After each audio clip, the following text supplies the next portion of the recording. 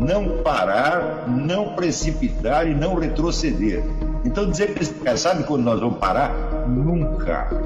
Nunca na sua porca vida. Né?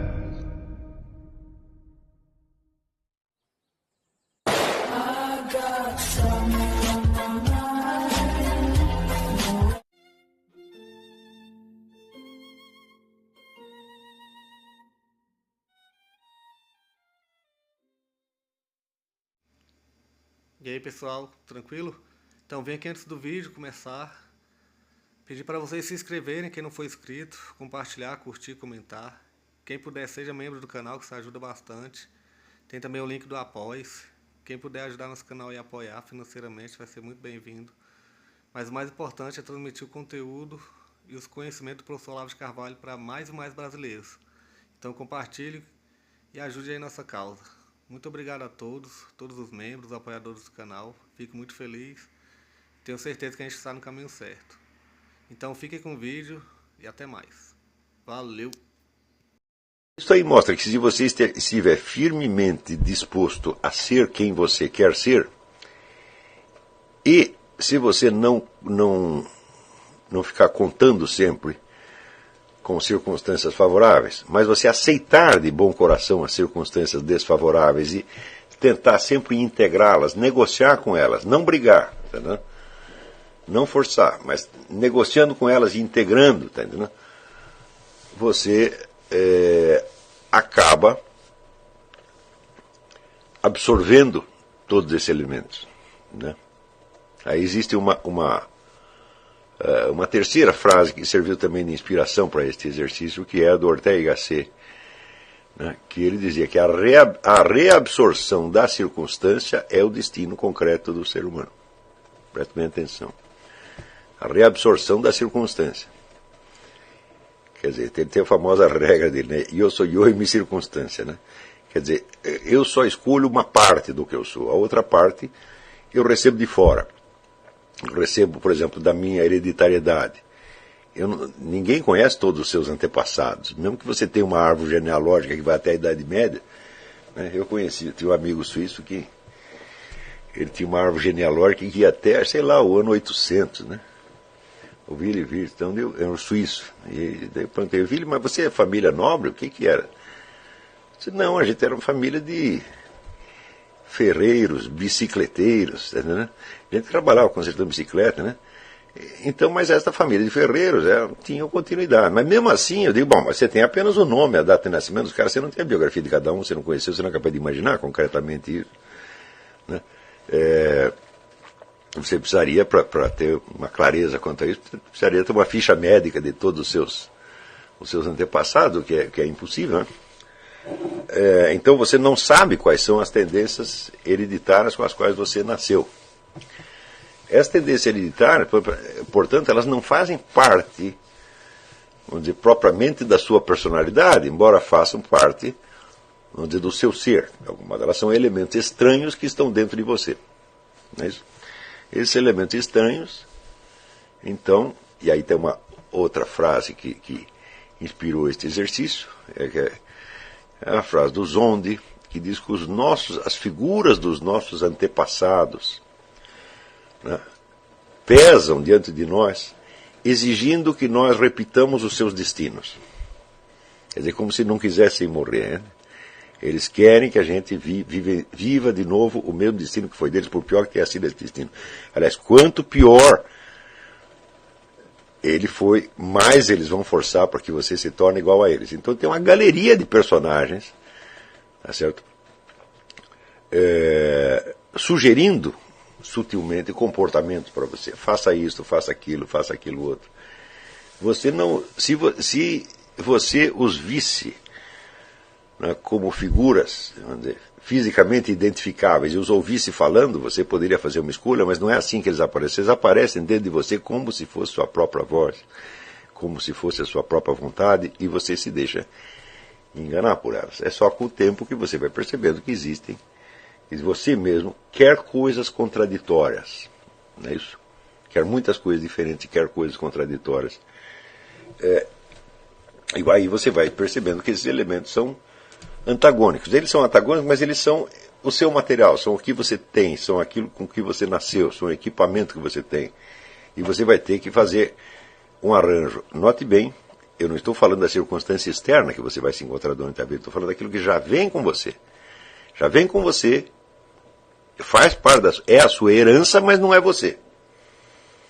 Você é o sujeito que vai ter que se arrumar com esta herança, né, e com os elementos externos para compor a vida que você deseja.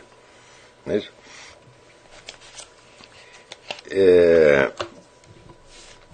Então, em parte também você pode fazer uma outra analogia. Você é como um escritor que quer escrever uma história, mas você só pode escrevê-la com as palavras que existem no seu idioma. Ora, essas palavras não foram feitas sob medida para você, nem para dizer aquilo que você quer.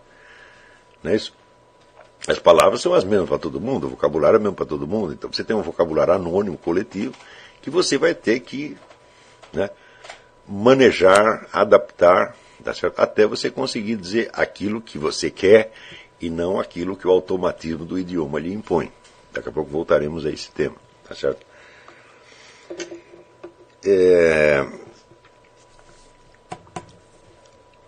Então, esses elementos hereditários,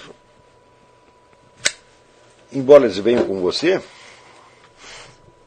eles não correspondem, então, àquilo, exatamente aquilo que você quer, mas eles lhe sugerem, né, desejos, ambições, sonhos, impulsos, etc, etc. E você vai ter que escolher, combinar, né, manipular aquilo de alguma maneira, tá certo?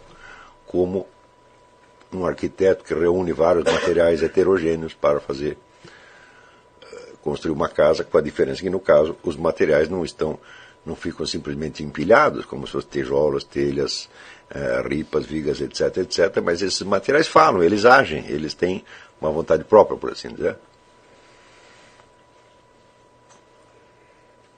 Então, o que eu quero nesse exercício é que você fixe da maneira mais clara possível o fator unificante da sua vida, ou aquilo que você pretende que seja o fator unificante. Para você, tendo máxima consciência disso, possa mais facilmente fazer os arranjos necessários. Não é isso? Então, por exemplo, né, aquele famoso caso, eu quero fazer tal coisa, mas a minha família quer que eu faça tal outra. Não é isso? Quer dizer, eu quero ser surfista profissional, mas a minha mãe quer que eu faça um concurso para o Banco do Brasil. Né? Então, no Banco do Brasil deve ter um departamento de surfismo. Né? Então, tem tantos funcionários lá, tantos a mais do que o banco necessita, que é impossível que não tenha um departamento surfístico lá. Eu lembro que o meu irmão trabalhou lá um tempo, eu lembro que eu fiquei impressionado pelo serviço psiquiátrico do Banco do Brasil. Né? Tinha o mais vasto serviço psiquiátrico do Brasil, porque tinha uma reserva de aproximadamente 40% de loucos, né, que trabalhavam ali, então tinha que manter aquele serviço, que tinha 40% do tempo, nunca estava trabalhando, eles estavam sempre internados nos hospitais psiquiátricos. O próprio banco os enlouquecia e daí os mandava para o hospício e pagava o tratamento. Né? Eu tinha um primo meu que ficou lá um tempão, né, e ele ficou 20 anos no Banco do Brasil, deve ter trabalhado 18 anos e meio aproximadamente. Não, trabalhou 1 ano e meio, 18 anos e meio. Né? Ficou vivendo ali por conta do serviço psiquiátrico. Então é impossível que no meio de, né, tanta mão de obra sobrando, não tenha lá um departamento de surfismo. Então você vai ter que achar aquilo dentro do Banco do Brasil. Entende? Então, às vezes a coisa não é tão simples assim. Às vezes não é uma pressão direta para que você faça isso ou faça aquilo, é simplesmente uma necessidade urgente que você não sabe como atender. Por exemplo, você tem dívidas, né, e se você tem que pagá-las, e elas não vêm com a indicação precisa de onde você vai arrumar o dinheiro para pagá-las. Então você vai ter que gastar um tempo da sua vida, né, para descobrir a solução desse problema, o qual problema não parece ter nada a ver com a sua vocação ou seu objetivo. Parece um elemento totalmente estranho que só veio ali para atrapalhar. Tá certo? Porém, este exercício é uma maneira de você ir metendo na sua cabeça desde já que, na verdade, não há elementos totalmente antagônicos. Esses elementos totalmente antagônicos são os materiais mesmos de que você dispõe. Não é isso? Então,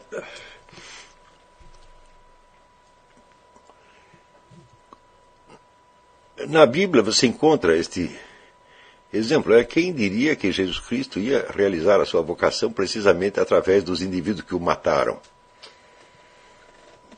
Né? Quer dizer, este é o exemplo máximo, né, da vitória obtida através da derrota. Não é isso? Então, como diz ele, é preciso que a profecia se cumpra. Então é preciso que o matem para que ele possa ressurgir dos mortos e aparecer para as pessoas e falar com elas. Né? Claro que você não vai fazer isso assim tão facilmente quanto você imagina, mas este é um exemplo extremo, né, de que os antagonismos, né, que a Bíblia coloca, os inimigos da alma, o mundo, o diabo e a carne. Né? Então, o mundo é justamente isso aí que eu estou falando, quer dizer, a famosa circunstância do Ortega y Gasset, e, sobretudo, é o ambiente social no qual você vive. Tá certo? O ambiente social que é constituído, em primeiro lugar, pelo seu círculo de amigos. O círculo de amigos é um elemento altamente corruptor. Tá certo? E eu acho que é o mais difícil de você manipular. Às vezes um inimigo é mais fácil de você integrar no seu plano do que um círculo de amigos que lhe vende a sua afeição a preço altíssimo. Não é isso? Quer dizer que para você continuar sendo amigo deles, você precisa fazer isso, mais aquilo, mais aquilo, mais aquilo, e tudo isso pode ser bastante antagônico com os seus objetivos de vida. Né? Também as pessoas que te atraem de algum modo, né? As mulheres ou homens pelos quais você tem atração, e que podem ser pessoas que concorrem para o seu objetivo ou que o atrapalham. Num caso ou no outro, né? Amigo, namorada, né? Parente, esposa, filha, etc, etc, tudo isto pode e deve ser integrado de alguma maneira. Mas, em geral, você vai ter que proceder a uma integração dialética, a integração do antagonismo. Não é isso?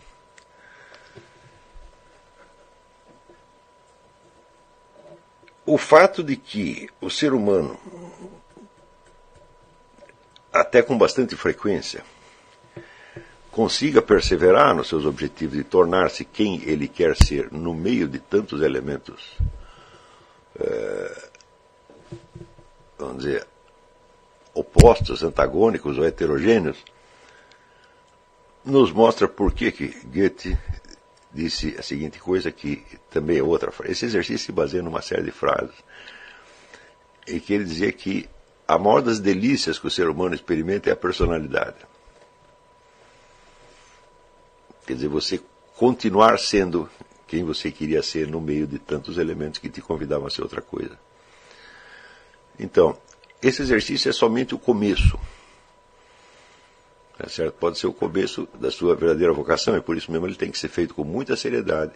E prestem atenção, ele tem que ser feito servilmente do jeito que eu mandei. Não mude, senão não vai funcionar. Senão o exercício, se você fizer do meu jeito, corre sob a minha responsabilidade. Se você fizer do seu, a responsabilidade é sua. Tá certo? Se fizer do meu jeito e der errado, você pode cobrar de mim. Mas se você fizer do seu jeito, então só vai poder cobrar de você mesmo. Tá certo? Então, eu já apliquei esse exercício inúmeras vezes e sempre funcionou. Eu acredito que todas as pessoas que o fizeram adquiriram uma clareza muito maior sobre suas vidas, sobre suas personalidades, sobre seus valores do que tinham antes. Tá certo? E isto, evidentemente, nos coloca já na pista de um elemento fundamental para o estudo da filosofia. A filosofia não é uma disciplina escolar que você possa aprender tal como você aprende outras disciplinas, simplesmente assimilando o legado, né, de conhecimentos e de descobertas que a compõem. A filosofia realmente não é assim. E para você compreender, por exemplo, a história da biologia, você não precisa ser um biólogo, de maneira alguma. Por quê?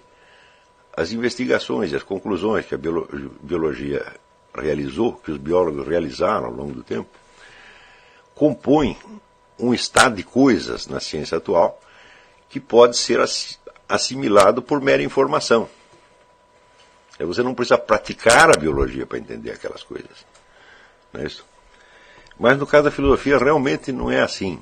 Quer dizer, a aquisição da cultura filosófica é um elemento importante no estudo da filosofia, mas eu não creio que ela ocupe mais de 10% do território. Né?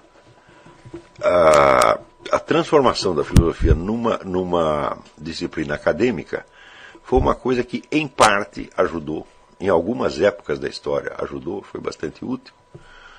Eu assinalaria 3 períodos memoráveis da história das universidades, que foi, primeiro, logo na sua fundação, por volta onde a universidade medieval alcança um período de florescimento extraordinário no século XIII.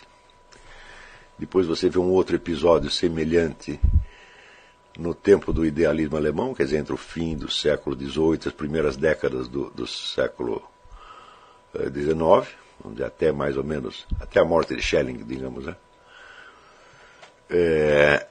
E terceiro, a Universidade Austríaca, esse fenômeno que aconteceu justamente no período em que ali estudavam, né, o Eric Voegelin e o nosso Otto Maria Carpo, mais ou menos na mesma época. Quer dizer, essas seriam as primeiras décadas do século XX. Né? Então são 3 momentos memoráveis da história da universidade, mas infelizmente esses momentos não são a maioria. Né? Eles são antes a exceção. Quer dizer, em geral, o que você vai ver nas universidades, mesmo nas melhores, é a estabilização de uma rotina burocrática, onde o amor ao conhecimento praticamente desaparece, e onde tudo que interessa é cumprir obrigações regulamentares. Mesmo que essas obrigações regulamentares sejam de alto nível, que frequentemente acontece, o simples cumprimento delas não colocará você na pista do que é efetivamente a filosofia, porque a filosofia é uma prática pessoal e grupal. Ela não é uma ciência no sentido de ser um conhecimento teorético que está registrado. Tá certo?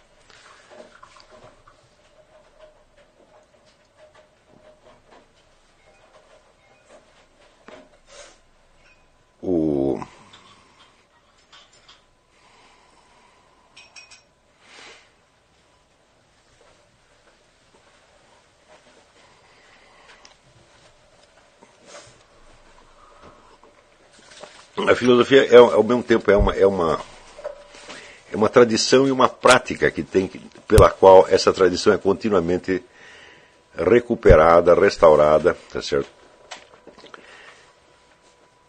E pela qual, assim, ela vai continuando, adquirindo a sua continuidade ao longo dos tempos. Então, sente aí.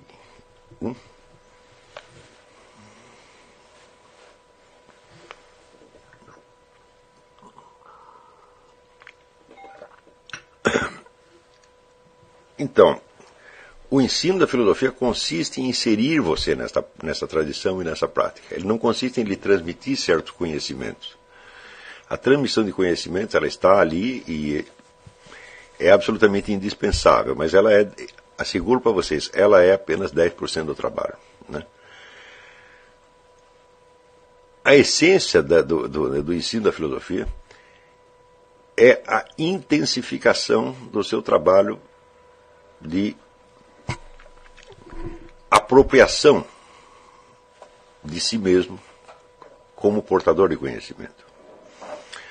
Ou seja, é um trabalho que se faz especialmente na consciência do indivíduo. Trata-se de uma intensificação, uma ampliação e um fortalecimento da sua consciência.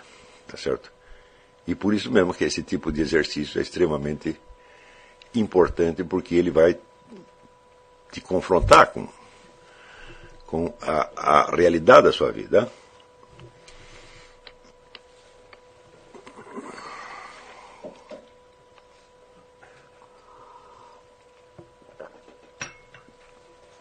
No caso, você vê que os dados com que você vai lidar são dados que só você conhece. Ou seja, de todos os bilhões de pessoas que tem no planeta, só tem um que pode lhe dar as informações que você precisa para fazer esse exercício. Esse um é você mesmo. Então aí você está lidando com coisas que ninguém mais sabe. Que só você. Claro que você pode ter falado, mencionado essas coisas para alguém. Mas substantivamente é só você que sabe as coisas. Só você sabe o que você quer ser. Só você conhece os seus sonhos, seus planos, seus objetivos, suas ambições. Você não tem testemunha externa a que você possa apelar. Você não tem um manual que você possa consultar, uma enciclopédia onde você possa encontrar isso aí pronto. Tá certo? Então, esse exercício também tem a vantagem de acostumar você a lidar com este tipo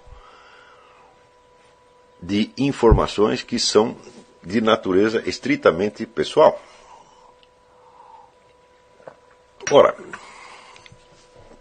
mas esse tipo de informação que é estritamente pessoal não pode ser dito inteiramente subjetivo, porque não é uma coisa que dependa da sua mera opinião ou da sua mera preferência. Existem certos dados, certos elementos que estão em você objetivamente e que só você sabe. Não é isso? Isto aí ficará mais claro em exercícios posteriores que eu vou passar, onde a prática do autoexame mostrará a você que em certos momentos você é a única testemunha de certos fatos que se passaram, porque você mesmo foi o autor desses fatos e não havia ninguém em volta para te dizer o que estava acontecendo. Ora, qualquer testemunha,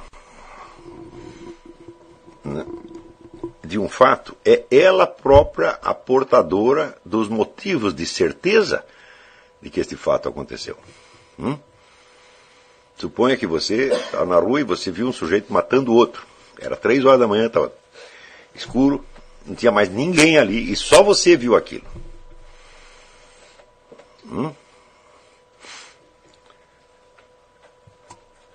Não há mais nenhum outro elemento que possa ajudar a dizer quem foi o assassino e quem não foi. Só você pode fazer isso. E, no entanto, esse seu testemunho é a base do conhecimento objetivo do que se passou ali.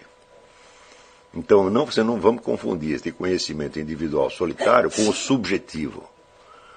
Subjetivo é aquilo que depende do arbítrio individual. Não é isso? Então, se o fulano matou o seu ciclano, tá certo? E você viu isto, é claro que a coisa não depende de você, não foi você que inventou. Não é isso? Quer dizer, é um fato. Esse fato se passou no universo externo, não foi você que fez, não foi você que inventou, tá certo? E, no entanto, você é o portador único daquele conhecimento. Não é isso? A importância extraordinária desse testemunho solitário será comprovada ao longo desse curso várias e várias vezes. Tudo o que existe no mundo em matéria de conhecimento depende disso. Se você pegar, vamos dizer, até os experimentos científicos que, em princípio, podem ser indefinidamente repetíveis, até eles dependem da testemunha solitária.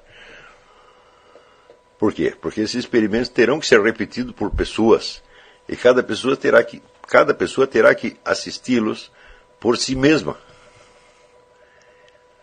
Ela não pode perguntar para uma outra, porque se você perguntar para uma outra, deixou de ser um experimento e passa a ser um testemunho de terceiro. Não é isso? Por exemplo, o homem de ciência diz, olha, as coisas se passam dessa maneira. Se você testar no laboratório, vocês vão ver. Então, cada um dos interessados repetirá a experiência e terá que assisti-la com seus próprios olhos.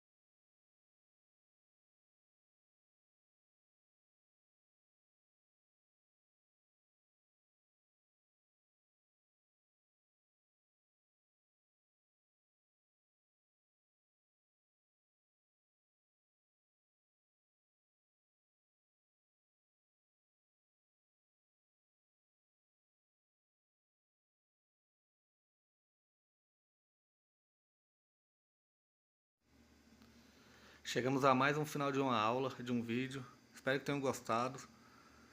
Quem não se inscreveu ainda, se inscreva, compartilhe, comente. Ajude o nosso canal, apoie, seja membro. E ajude o nosso canal a chegar a cada dia a mais brasileiros que precisam muito do conhecimento do professor Olavo de Carvalho.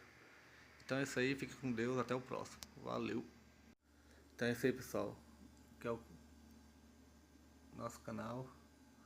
Que são alguns livros que eu já li. A maioria foi doação, mas alguns eu adquiri, professor Olavo de Carvalho. Alguns livros se perderam aí que eu emprestei. Professor Alexandre Costa. A Bíblia Sagrada. 10 lições sobre Karl Marx. Indico a não ler esse livro, que é muito ruim mesmo. Alguns pensadores aqui que realmente, como o professor Olavo de Carvalho disse, não são pensadores. Valeu, tamo junto aí. Apoie nosso canal, seja membro.